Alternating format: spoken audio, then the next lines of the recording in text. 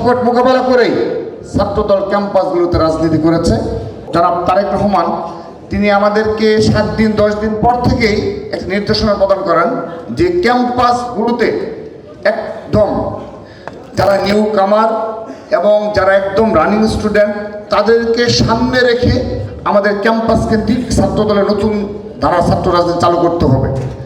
তো তখন আমরা বলেছিলাম, আমরা তখন সবাই উপস্থিত ছিলাম এখানে আমাদের আফসাম সহ আমাদের ছাত্রদল কেন্দ্রীয় সংসদের সুপার 5 আমাদের ছাত্র বিষয়ক সম্পাদক আলহাজ রকিবুল ইসলাম বকুল ভাই সহ জাহাঙ্গীর সহ আমরা সবাই উপস্থিত ছিলাম।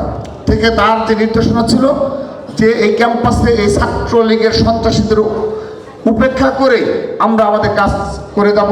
এক্ষেত্রে যদি রক্ত জ্বলবে, কিন্তু ছাত্রদল নতুন ধারা ছাত্র রাজনীতি উপহার দেবে। এবং সেজন্যে আমরা একটি ম্যাগাজিন করেছিলাম সে সময়, এবং সেটির দায়িত্ব ছিল ফারহান আরিফ এবং মিনহাজ আহমেদ প্রিন্স সহ।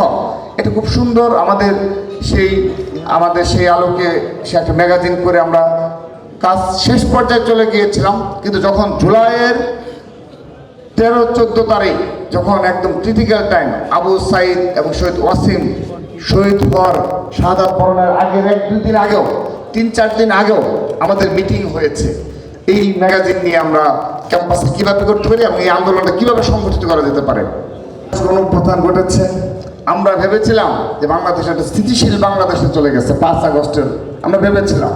কিন্তু 5 আগস্ট থেকে এই সর্বশেষ ত্রয়োদশ জাতীয় সংসদ নির্বাচনের আগ পর্যন্ত আমার মনে হয় যে আমরা বিগত ফ্যাসিস্টদের আমলে যে ধরনের একটি সংকটে ছিলাম, এই বিগত 13 বছরও আরেক ধরনের সংকটে আমরা ছিলাম। এবং সেই সংকট মোকাবেলা করেই ছাত্রদল ক্যাম্পাসগুলোতে রাজনীতি করেছে। এবং আমরা চেষ্টা করেছি আমাদের ম্যাগাজিনের যে ধারাবাহিকতা এবং ছাত্রদলের নতুন ধারার ক্যাম্পাস কেন্দ্রিক আমাদের মাধ্যমে আমরা বিগত 1.5 বছরে প্রায় 1700 শিক্ষা প্রতিষ্ঠানে কমিটি দিয়েছি। এবং এই 1700-এর মধ্যে 99% সবাইকে আমরা রানিং স্টুডেন্ট দ্বারা আমরা সেই কমিটিগুলো গঠন করতে সক্ষম হয়েছে।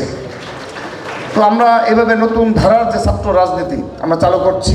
আশা করছি আগামীতে যে নতুন নেতৃত্ব আসবে তারা এই ম্যাগাজিনের ধারাবাহিকতা এবং এই যে ক্যাম্পাস কেন্দ্রিক আমরা যে একদম রানিং স্টুডেন্ট দ্বারা এবং রানিং স্টুডেন্ট দ্বারা 1700 শিক্ষা প্রতিষ্ঠানের কমিটি করেছি, তার ধারাবাহিকতা আরও ব্যাপকতরভাবে ঢাকার শিক্ষা প্রতিষ্ঠান মহানগর সহ সব ক্ষেত্রে প্রসারিত হবে বলে আমি বিশ্বাস করি, আমি আশা রাখছি।